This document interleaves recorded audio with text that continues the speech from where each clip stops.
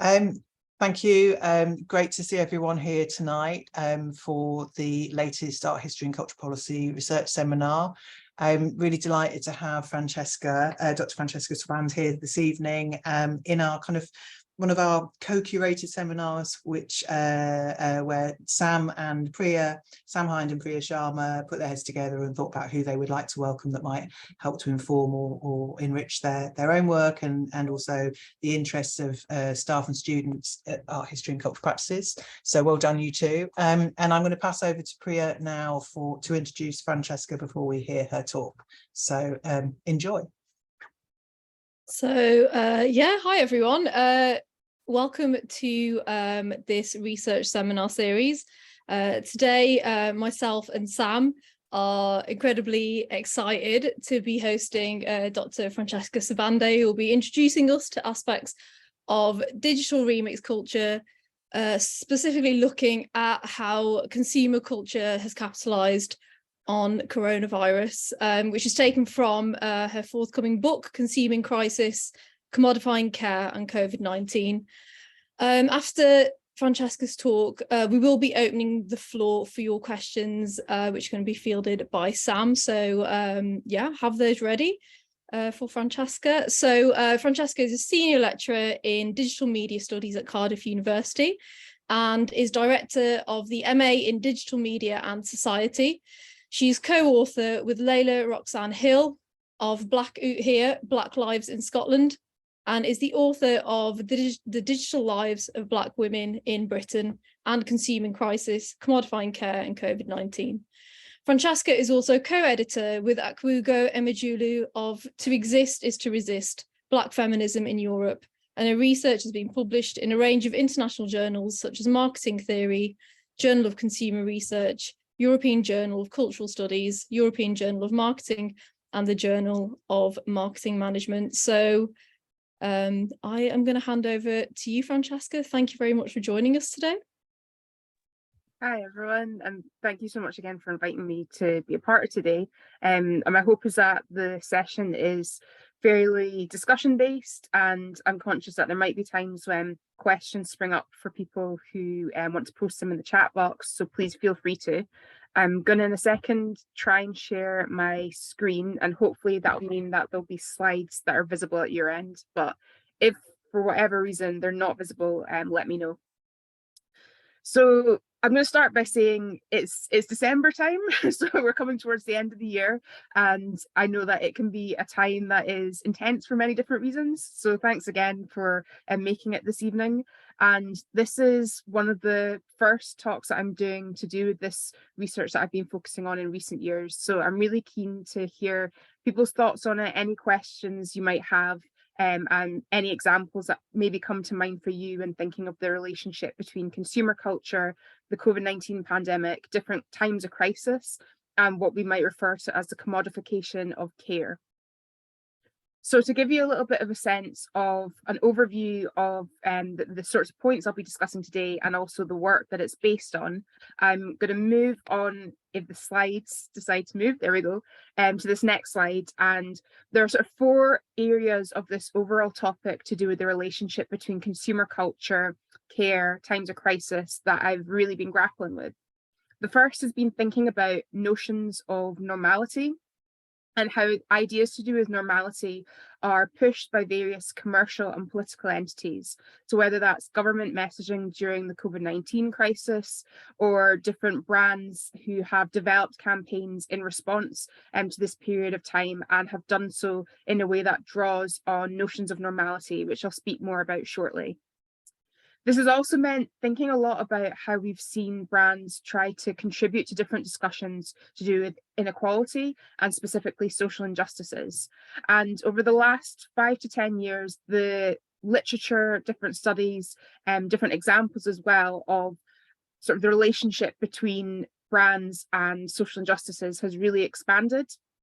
And as a result of that, we've seen rising use of this term or this concept of brand activism.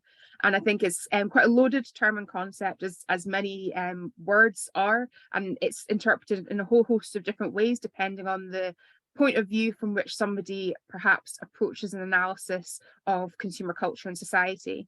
But as I'll go on to speak about, for me, this notion of brand activism, it's often a convenient way of repackaging and reframing explicitly marketing-oriented actions and commercial-driven activities as being altruistic or indication of allyship.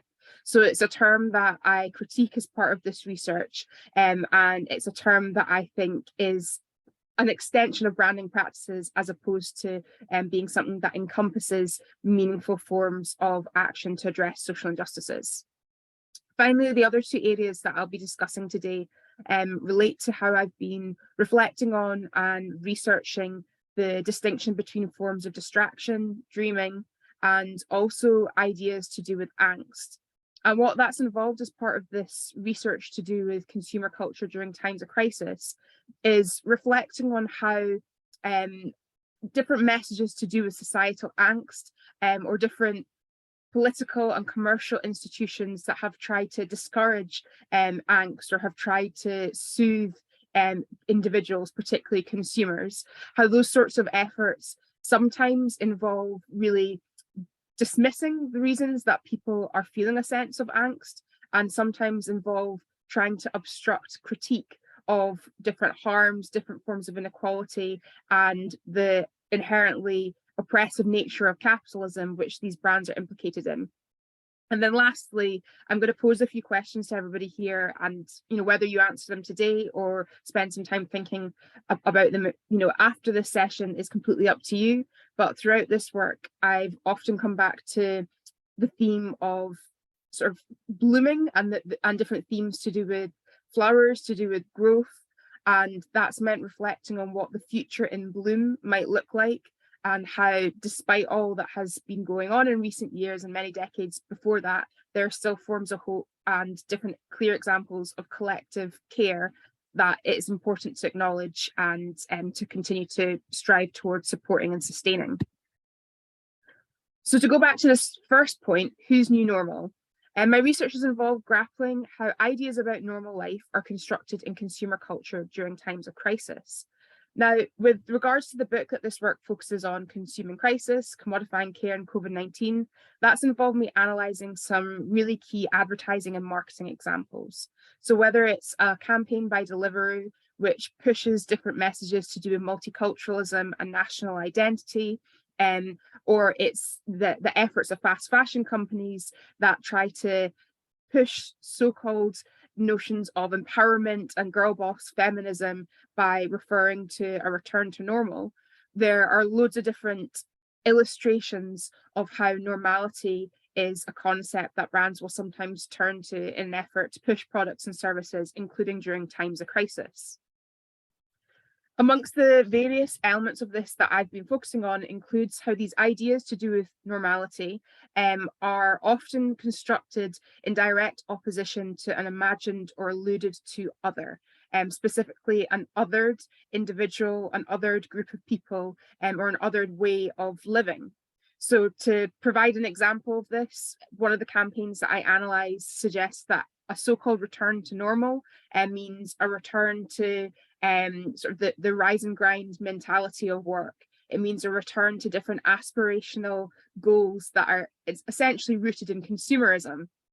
And in positioning normality as being so closely bound to consumerism, the message is also that the antithesis of normality, that which might be viewed as stigmatized, othered, and deviant, is likely to be a position or a life that is critical of these forms of consumerism, or a life that means not having access to the material conditions to participate in those market-based practices. I've also seen that with regards to all of this, ideas to do with nostalgia have played a key role in advertising and branding responses to the COVID-19 crisis. So quite often there are discussions of times before COVID, and also some very problematic discussions of times after, as though the pandemic isn't still ongoing. And that means that various institutions and different sectors have drawn on images and ideas related to nostalgia, which frame perceived time before as almost the good life. There are these rose-tinted reflections on life before the COVID-19 crisis. And what that can sometimes mean is examples of marketing, branding, and even digitally remixed content in the form of memes and GIFs that intentionally or otherwise masks histories of oppression and inequalities. It dismisses the fact that for many people, a time before COVID was far from being great, and that many of the issues that have been at the forefront of the pandemic reflect long-standing inequalities that were exacerbated by the situation, as opposed to new inequalities that emerged out of nowhere. One of the various examples that I've been looking at as part of this has been the rise of pandemic baking. So there's been discussion of banana bread having had a pandemic moment, and that's something that I write about in detail in the book. And this has involved me thinking about the different ways that ideas to do with care and comfort are potentially commodified, and also become connected to a focus on content production, the market logic that can underpin content creation and elements of influencer culture. So with regards to this, I've been thinking a lot about how, you know, different examples of social media content, such as an Instagram post of, you know, a loaf of banana bread that somebody's baked, can become framed as reflecting a restful life, can be framed as reflecting forms of self-care, or is sometimes positioned as a form of productivity in a whole host of different ways that are really interwoven with the racial, gender, and class politics of consumer culture and consumption during times of crisis. So I've spent quite a bit of time focusing on digital discourses and depictions of food preparation and delivery. This includes, as I mentioned earlier, a Deliveroo campaign, We're England Till We Dine, which was a campaign which fed into the football Euro final around about that point in time, and sort of tapped into notions to do with patriotism, national identity, and alluded to multiculturalism in a way that I argue sort of draws on ideas to do with national identity and civic duty by both alluding to different cultures, but without actually pushing the idea that there's a need to address issues to do with inequality, or there is a need to work towards anti-racism. It's essentially a campaign that is an example of the sorts of multicultural representations that arguably are meaningless in terms of their potential to challenge inequalities. And it's also a campaign which I feel really reflects how food becomes this symbolic resource through which ideas to do with identity and multiculturalism are pushed without actually you know, focusing on people's lived experiences of this place, and the reality that being England till we dine focuses on the food of different cultures as opposed to the people of those cultures and the places that they're from. So going into a bit more detail with this pandemic baking example, I'm just going to speak shortly about some of what I've been observing with regards to that. This has involved me thinking a lot about food and its political underpinnings. So, you know, food is a political matter, and cake is no exception. Experiences of cooking, baking, and eating are shaped by different material conditions, which are impacted by racial capitalism, gendered expectations of productivity and feeding, as well as gendered expectations of beauty and care work. And this could, you say, extend to sort of the aestheticization of pandemic baking content, which sometimes entails various beautification processes. So beyond the surface of societal celebration of cake baking and different layers of power relations, which influence how various cakes and their bakers are represented and perceived, you could say there's a whole host of historical forms of oppression and global hierarchies that are often overlooked, or at the very least are out of sight when we're dealing with a manicured image of a loaf of banana bread, and you know, the work and labor that has been involved in this loaf being made extends beyond the work and labor of those in the home, for example, who baked it. Here I'm thinking about the experiences of banana farmers. I'm thinking of the experiences of people who harvest the ingredients to make these goods, and the different forms of inequality and exploitation that they might face. So processes and aesthetics of baking and eating have been documented on social media for decades, but such digital discourse really surged during the COVID-19 crisis. And this has been a time when many people, although not everyone, has found themselves, you know, inside, at home, more so than usual. The impact of COVID-19 also includes shifts in terms of people's experiences of food consumption and the societal framing of it. So this means, from moralizing messages about homemade family meal times to conflicting government calls for aspects of eating to focus on eating out to allegedly help the economy.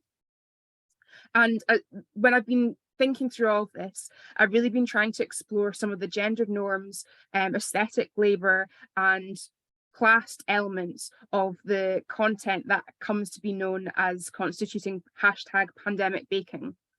This has also meant that I've been thinking about the notion of a domestic minimalism that can be part of the content that has defined this #pandemic baking, as well as #quarantine baking. And what I mean by domestic minimalism is that some of the content that has been relatively high profile or gone viral and has appealed to individuals has been images of food with quite a neutral background, quite a bland background, and a background that you could say connects to an overall aesthetic of whiteness and an aspirational lifestyle, which is certainly one that is not available or accessible to most people. So this has involved me focusing on Instagram content that features these different hashtags to consider at times the extent to which feminism may or may not be implicated in cake baking and its online documentation during times of crisis. Indeed, sometimes quarantine baking, and this is a quote drawing on the work of O'Connell, is less about producing grocery store alternatives and is more about developing at-home hobbies. It is also an important exercise in stress relief, as evidenced by the plethora of images accompanying the hashtags #anxiety baking and #procrastinating on social media. However, in recent years, as I've been focusing on, polished images of perfectly baked banana bread have featured alongside statements and hashtags on social media that undoubtedly gesture towards an aspirational lifestyle of so-called rest. And, it could be argued that this notion of rest is a fairly unattainable notion of rest, although that's seldom acknowledged in terms of the content that's created and how it's positioned. This rest is predicated on material conditions that, as I've said, are inaccessible to many people, particularly Black, Asian, and other structurally marginalised individuals in low-paid and unpaid work, which includes work within the context of supermarkets and within the context of farming. At times, home baking and its beautification has been framed as indication of time spent away from work and has even been alluded to as evidence of an unproductivity that has tenuously been framed as somewhat feminist in nature. In other words, whether it was banana bread, cookies, or another sweet concoction, home baking and the way that images and footage of it circulated in digital spaces during the pandemic has symbolised how forms of productivity become positioned and sometimes experienced as pleasurable pastimes, but in ways that complicate ideas about work, rest, online visibility, and what Odell has referred to as doing nothing. As the work of many scholars has highlighted, calls for more rest and a return to radical forms of self and collective care feature as part of a lot of feminist activism. And this isn't a call that is specific to the 21st century. However, what we have seen is sort of an emptying of the critical Marxist and Black feminist underpinnings of different conceptualizations of self-care and collective care. And here I'm thinking about the work of Audre Lorde, which has oftentimes been decontextualized and recontextualized to push this aspirational girl boss notion of what rest, self, and collective care is.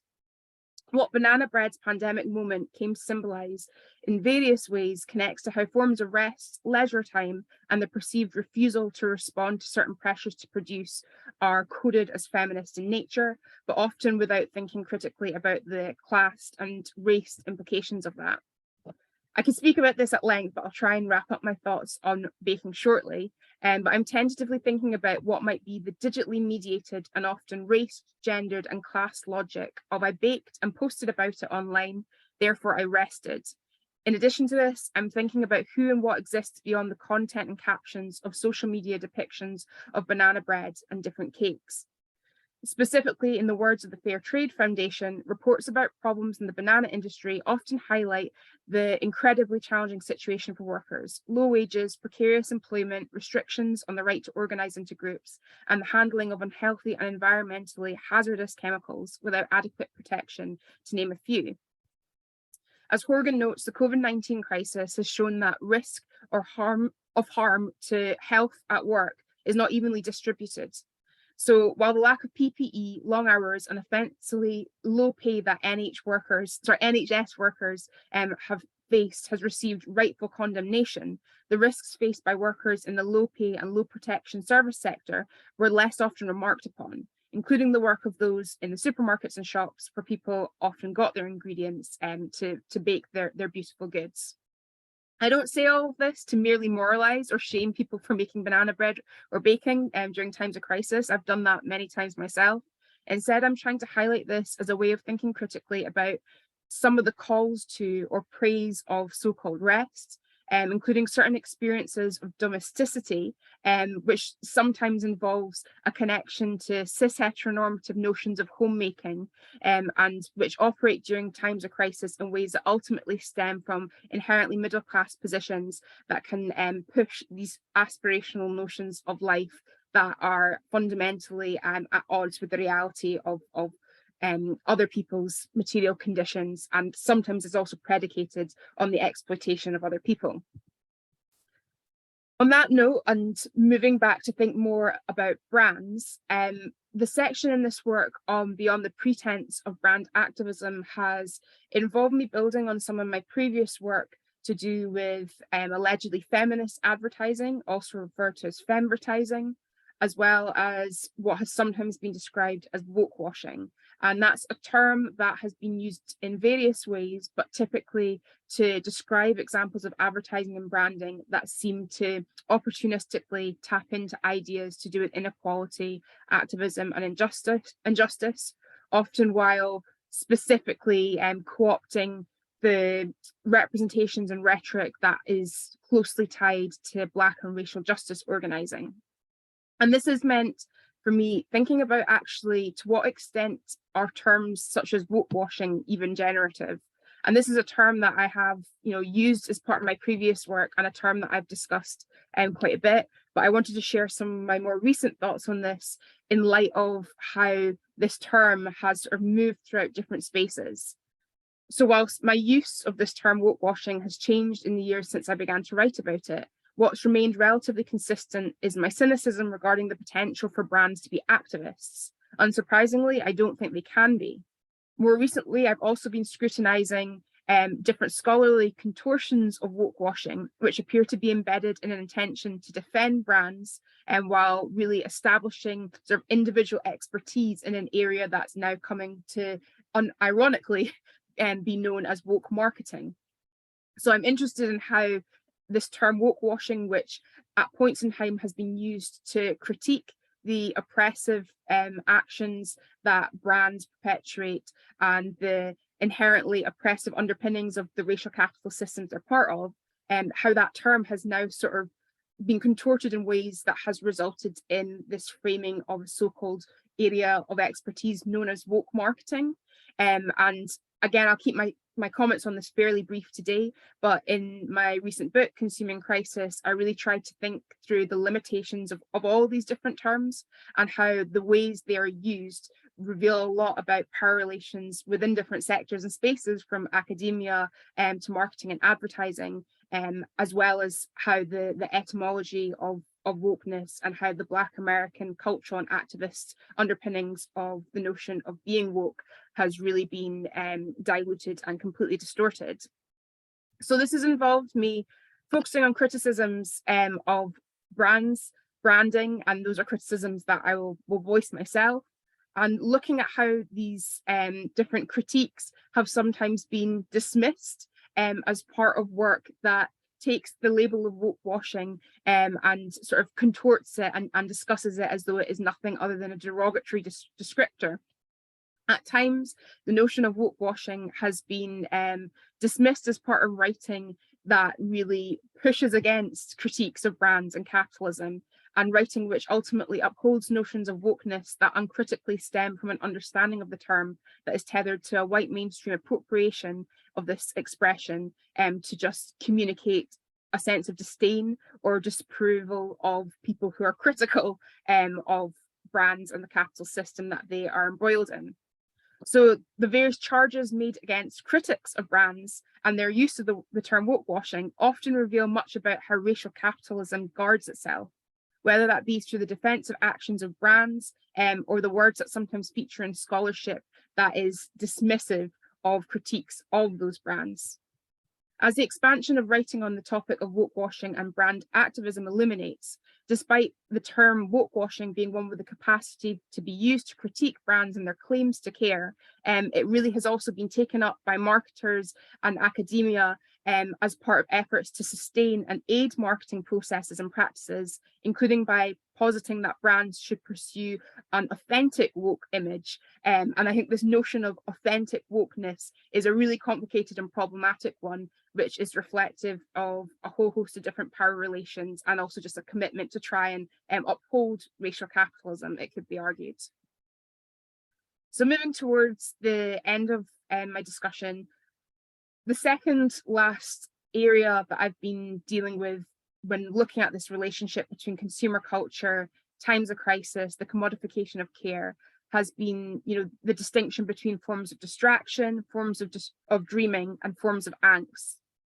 The first part of this has involved me reflecting on why and how different experiences of life or different experiences of communicating or thinking through have involved people being framed as distractible or distracted from something, as opposed to being viewed as a form of dreaming or a way of dreaming. And if that sounds very abstract, I'm particularly interested in disability justice oriented work, which looks at how the experiences of different people, including individuals who are neurodivergent and neurodiverse, how the experiences of such people are often viewed through a binary lens, whereby ideas to do with focus and distraction are discussed and positioned in ways that are really tied to a capitalist emphasis on constantly producing and constantly focusing on things that are deemed to be of value, and what that then means for how terms to do with distraction, dreaming and productivity move around in ways that are far from neutral. So actually the process of writing this book involved me personally dealing with some of this as someone who has ADHD, and I think sort of reflecting on even my own experience of writing and the ebb and flow of that process, and times when I feel as though I'm thinking through something, but it might be viewed as though I'm distracted. That fed into the different ways I've tried to conceptualize distraction and dreaming in this work. The way I've been reflecting on angst is slightly different but connected. I've been particularly focusing on the concept of Black angst, and that means looking at how the experiences of angst that are a part of Black people's lives are often pathologized or dismissed or denied by various institutions in society, particularly those that perpetuate the forms of harm and the dangers and risks that might contribute to the feelings of angst that such people are experiencing. So here I'm interested in actually the generative potential of acknowledging angst and also acknowledging the potential for feelings and experiences of angst to animate collective action, to contribute to forms of coming together, what it means to think about angst beyond a binary of an inherently negative or inherently positive emotion and experience, and not to glamorize or fetishize angst, but also to focus on it in a way that deals with the structural issues that contribute to those feelings and that experience, as opposed to simply viewing angst as something to be eradicated. So to try and bring things to a close, a whole host of different thoughts that in various ways connect back to the theme of the commodification of care and the relationship between consumer culture and COVID-19. I open the book by reflecting on a statement that's often been attributed to the artist Vincent van Gogh, and it's a term that has the origins of it, I think, are sort of open for debate, or it's like with many quotes that become associated with an artist. I think the extent to which there's evidence of these words actually being uttered is unclear. But I became fascinated by this quote at a point around about, I think, 2020, the winter of 2020 or the winter of 2021, where I was eating some chocolates wrapped in paper, and the paper had different quotes on it. And one of these quotes focused on the notion of normality being a paved road that is comfortable to walk, but it's a paved road where no flowers grow. So I opened the book by thinking about, well, what sort of world is that? Who might find that world hospitable? And what does it actually mean to strive towards a future where people and flowers grow, a future in bloom?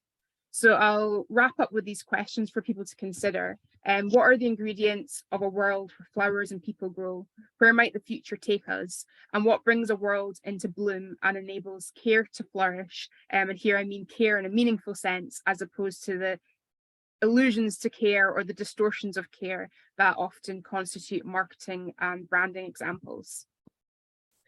Lastly, the book is now out with Sage, available to buy online, and there's an open access chapter which focuses on moving beyond the pretense of brand activism. So if you're interested in my different musings on woke washing and femvertising and everything in between, they can be found there. Thanks very much for your time, and I'm looking forward to any questions or any ideas that people want to share.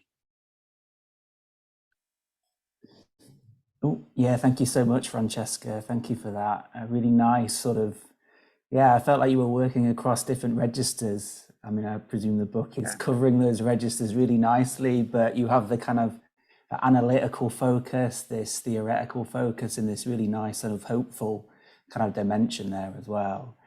If people have any questions, then a kind of a little thing that I've done in the past is if people have a question, then maybe they can add a queue for question in the chat and we can kind of track it that way.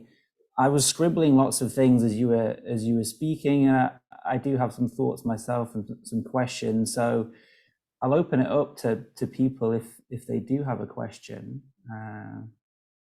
Yeah, okay, Abby, please. Comment and question, sorry, but that's the comment right. hopefully is a useful one, and it's just being of a certain age, I have a very short-term memory, but the last thing that you were talking about, the in the future in bloom, has just really struck me. I thought it was really well, it characterizes a very beautiful and rich talk. You know, there's a lot of aesthetics, rich aesthetics that you bring through in your theorization and in your work. But the future in bloom, you reminded me of something that I heard last night when I was at a talk by Kate Raworth, who has written about the donut. Well, she's kind of launched this sort of movement around donut economics. Mm-hmm. And she was describing how a methodology of donut economics, and I don't know if people are familiar with it, takes one part of the way that the methodology is involved, which is trying to find the donut space whereby, you know, humanity can survive and thrive sustainably, effectively. And it's a, you know, it's a complex but very simple methodology that then places and people adapt to themselves. But one of them that I thought was absolutely fascinating was they took one of the dimensions that defines thriving and surviving, or overshooting or shortfalls for what we need for those conditions, took the idea of, if you've got, you can do it at a city level, and you can try to identify how we might do that at city level.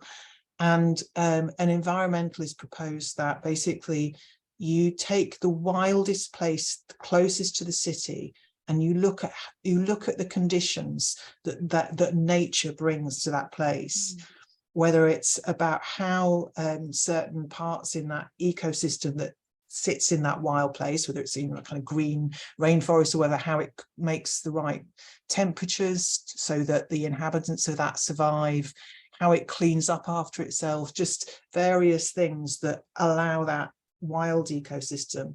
And then you transpose that to the city, and that's the way that you get the metrics for what cities should be like and how we're falling short of those. And I just thought that there was something that connected that idea about how do we look at the conditions for flowers to bloom, that doesn't necessarily take an economics or an environmental frame, but I just thought that was really, really interesting. So that was my kind of rambling comment, or I'm not sure if the next thing is a question either, but I was just really struck by you talking about how COVID has kind of, in a nutshell, revealed inequalities and issues that we kind of know are there, but allow us to unpick because of the way that behaves and because people's relationships with brand, and you said it so much more articulated than me.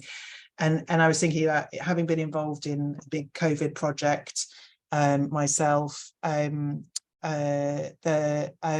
was, which was about creative and cultural industries.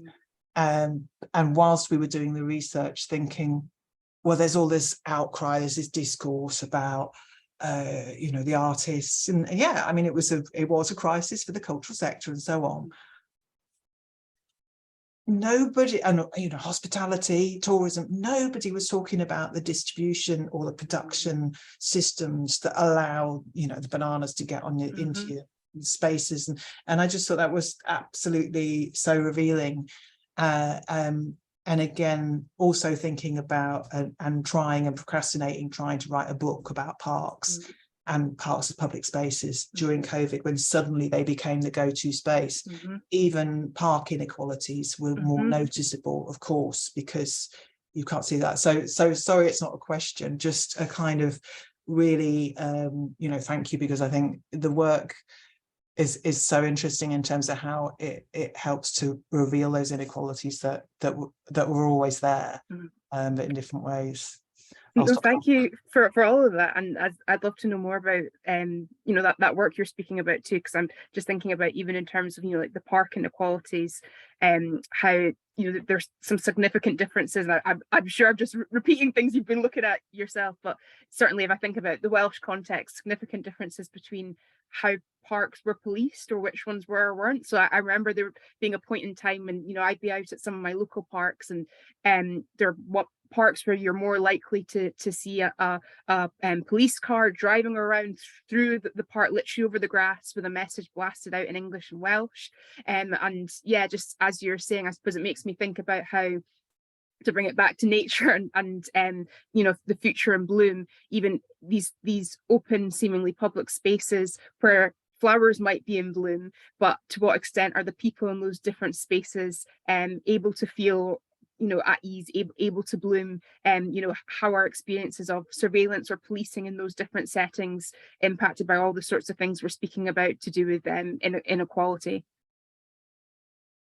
Absolutely. Just to come back on that briefly, I mean, and also normality, what is normal behavior in parks? Yeah, exactly. As in, what is normal behavior in your living room or your space, and what happens if suddenly your spaces are overpopulated because you all have to stay in there and lock down, and how does that affect people in different ways? And you could really see that being revealed, just through just kind of lay ethnography, but also the issues around who had access to green spaces, and, like you say, what kinds of green spaces there were.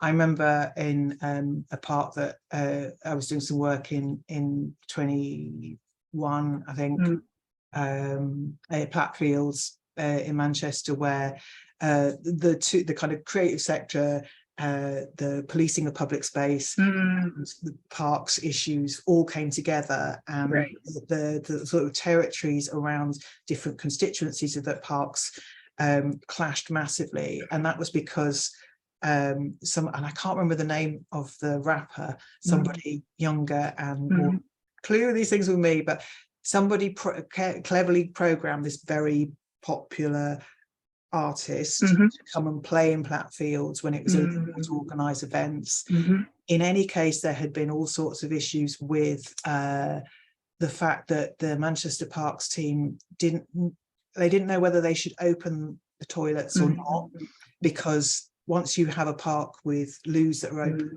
it suddenly becomes overpopulated, and they had huge issues with the amount of litter they had to pick up. But if you don't open the toilets, then you have people that congregate there, and then they basically do their business in people's gardens around the park. And so all of this kind of coalesced around this, somebody who actually, I think, did get fined the 10 grand fine bringing this rapper there, sound systems and everything else. And it was just kind of really interesting how it exploded all of those tensions around that space. Anyway, I should let somebody else ask a question, but yeah, thank you very much for your response there and for the talk. Thank you. I think Priya wanted to ask a question. Yeah, oh, thank you for that, Francesca. That was yeah, like Sam, I've just written so much down. That was so good. I just wondered whether when it came to work washing, have you noticed much of a difference between like, yeah, how advertisers have kind of framed that in a British context and in an American context, especially thinking about race? Yeah, so I think, so one thing immediately comes to mind, and I suppose it's maybe like not necessarily explicitly tied to woke washing, but definitely tied to how marketers like target a Black audience.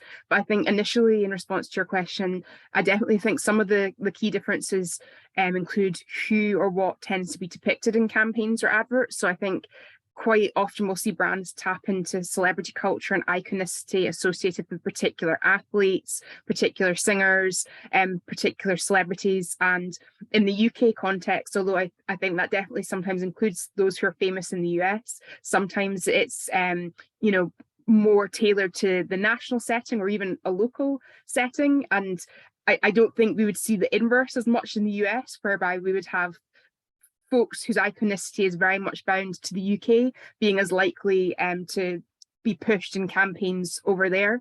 So the example I was also thinking about, which is more just to do with brands targeting a Black audience or trying to connect to them.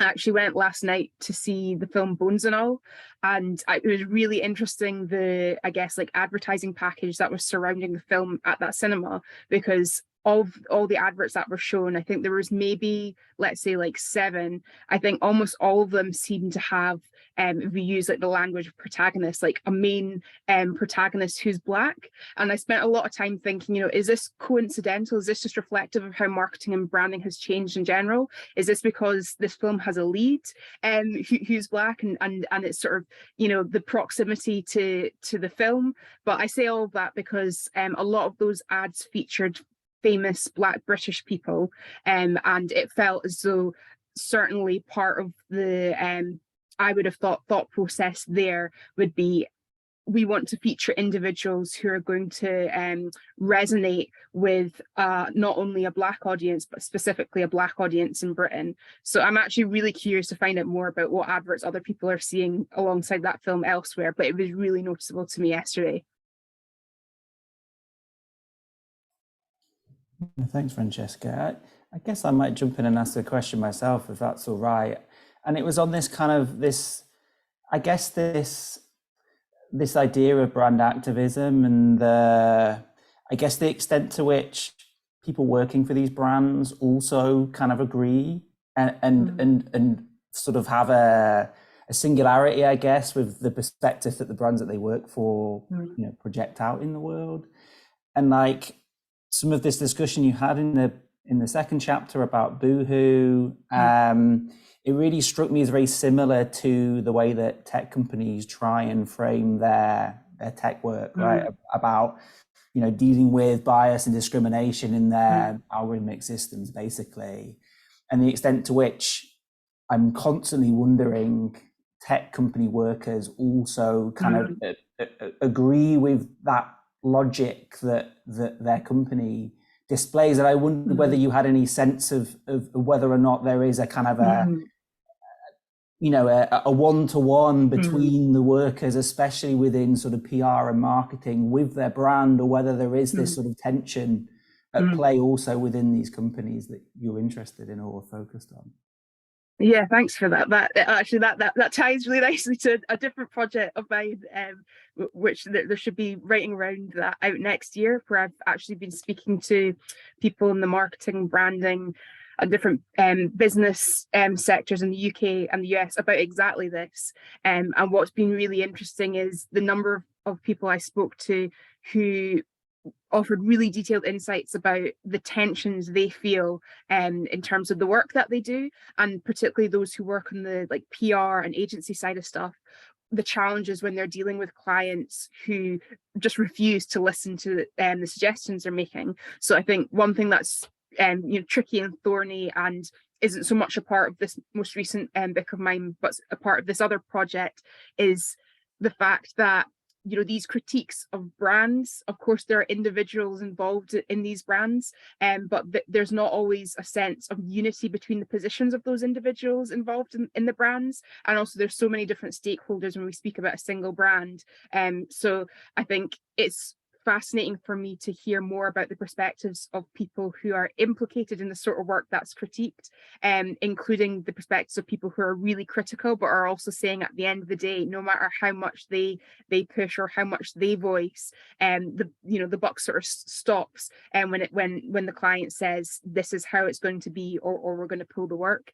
And one thing that I'll share in case it's of interest is, as part of that research, I've spoken to some people involved in sort of the financial and investment services side of stuff, and it's been really fascinating hearing how essentially, as part of efforts to maintain a perceived neutrality, no stance is taken on a social or political issue, but they recognise that there is now a pressure whereby investors want to be investing as ethically as they feel is possible in some cases. So they're not taking a position on these social political issues, but it's almost like it's become a business imperative to account for this stuff in a way that wasn't necessarily a big pressure in previous years. So that's something that's been really interesting to find out about, is even in these spaces that aren't necessarily creating ad campaigns and marketing material that might be viewed as woke washing, there's this sort of constant back and forth whereby they're trying to account for all what we're speaking about without being viewed as taking a stance on anything, but whilst also trying to position their propositions as more ethical than perhaps they once would have been viewed. Yeah, so there's a real sense of conflicting interest between the clients, the advertisers, or the ad branding firms brought in to develop campaigns, and then financial interest that obviously has a lot of power in these worlds, right? Exactly. I think we have a question from Hairong Wang. Yeah, hello. Very thanks for the Francis to listening your this whole presentation. As I studied designing digital media before, and I not very think of this way like nature how combine the digital media.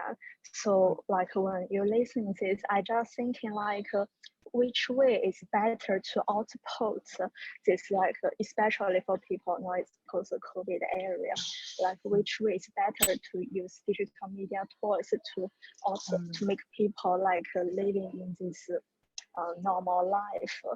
As basically I learn is more technique, and so for me I already studied this digital media 5 years, and most about me thinking it's a toys. It's not because this is my second master.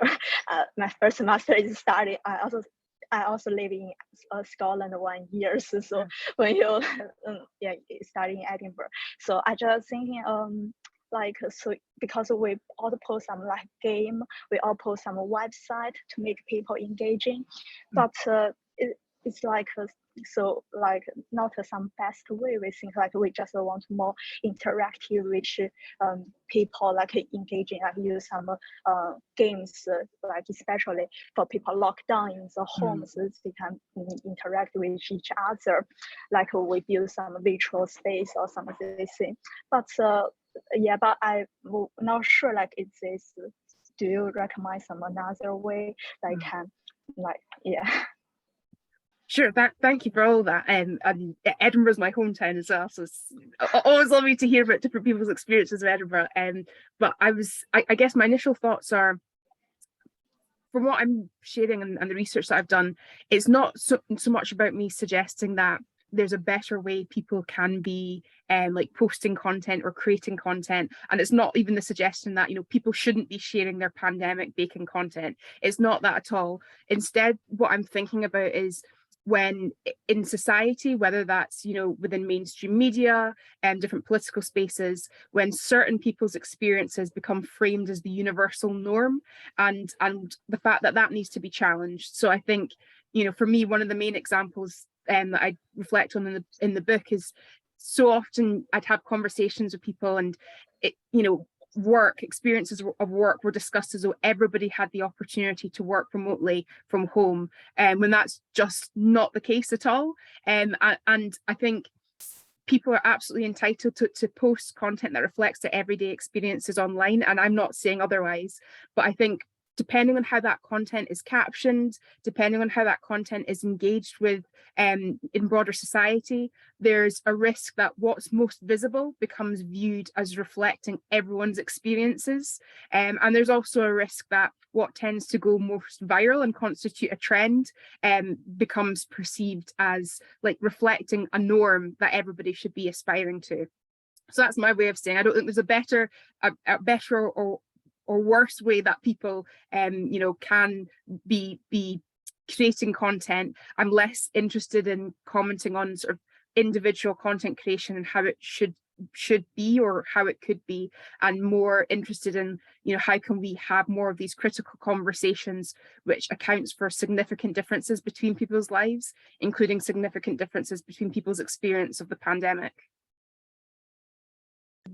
So follow-up question is like what is like the best way to promote it, like to promotion, as like we design some game to design something but don't have some people to play it? Sure. So I think in terms of if the question's around, you know, like what are some of the ways where there can be more of these sorts of conversations, or what are some of the ways where we can sort of promote the fact that there are these significant differences between people's lives.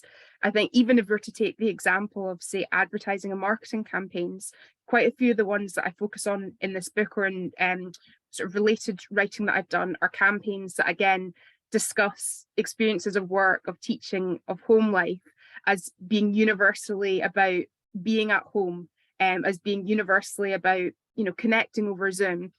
And I think one of the potential changes that could be made to try and address some of these issues is, you know, looking at the media marketing landscape. Could institutions be those, you know, brands or political institutions, could they be doing more to account for the experiences of those who tend to be most marginalized and who aren't included in these universal sort of, you know, people who stayed at home or whose experiences of work made it possible for other individuals to work from home, to order their food.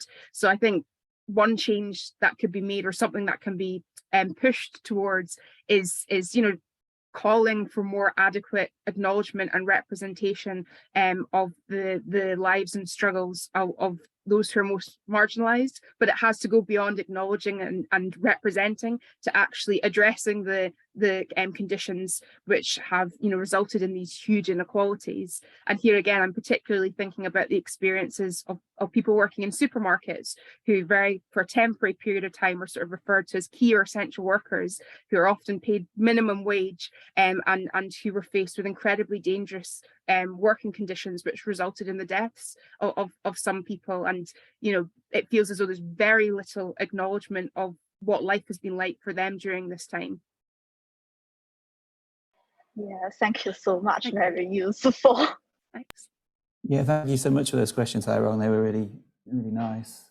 Does anyone else have any further questions for Francesca? We do have 5 minutes until our allotted time is up, and I don't want to keep Francesca for longer than we've allotted here. I mean, I have some further questions, but they're more on kind of like a reflective question about the writing of the book. Sure.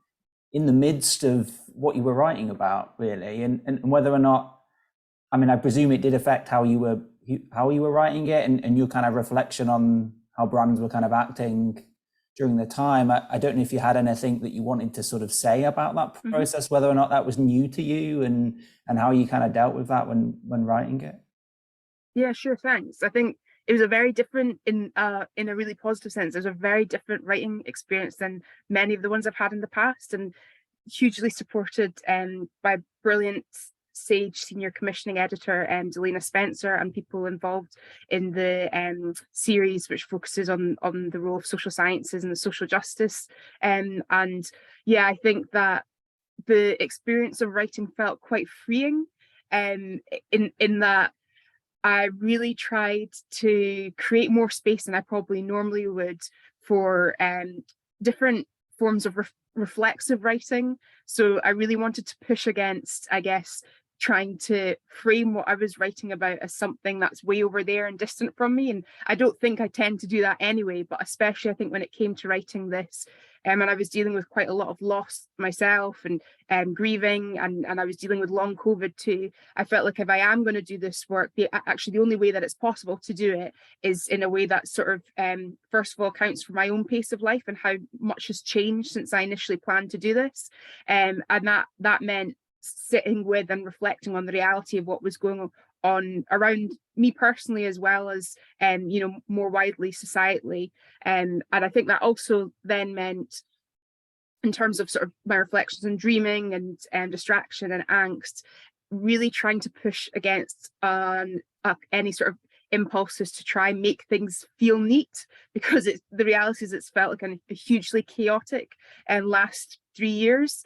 And there were times when I just thought, you know, can I even get this work done? And then I realized I need to free myself of the expectation that this work has to be a particular way, and instead focus on actually how can I maybe reflect on this time in a way that's hopefully helpful to other people, or resonates with other people, and at the very least helps me move beyond sort of grumbling about these issues to thinking them through whilst trying to hold on to a sense of hope.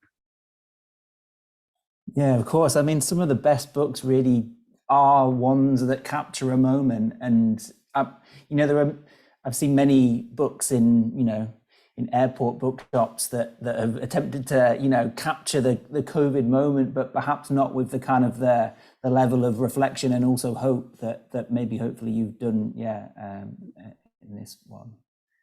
Priya, I don't know if you had any sort of final question or comment you wanted to add, or anybody else? I guess thinking about what you were saying then, Francesca, to that question, do you feel like, because you know, I kind of feel like reflecting on you know, the precarity of scholarship and kind of what's going on in the academy, and you got me thinking about ideas around, like, you know, slow scholarship and kind of different ways of you know, being in the academy. Do you feel like kind of the process of writing, and also these 3 years that you've been through, that, you know, you've said have been quite tough, do you feel like it's changed or it's kind of redefined what a scholar is, what scholarship is for you?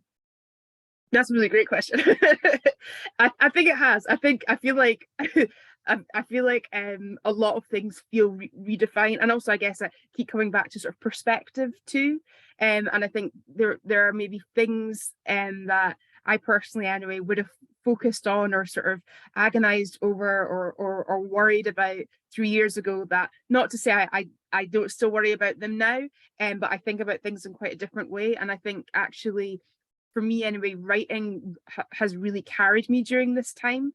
And I think it's also been a reminder of how writing that sort of like my relationship to writing, and how writing can feel hopeful and how it can feel, just freeing in a different way. And again, I think that's largely down to the support as part of the series too, including from editors Jason Ardy and Meredith Clark.